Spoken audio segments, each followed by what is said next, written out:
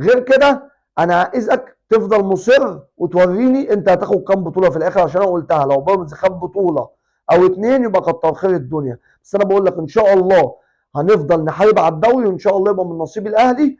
وبيراميدز هو ظروفه مع صن داونز وهو ظروفه مع الزمالك والايام ما بيننا.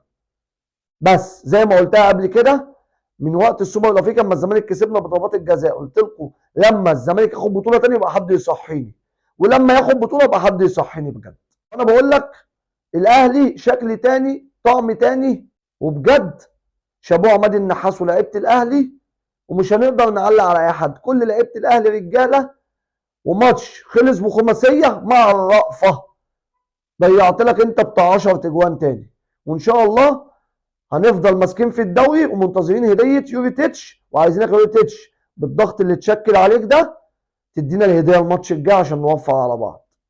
سلام.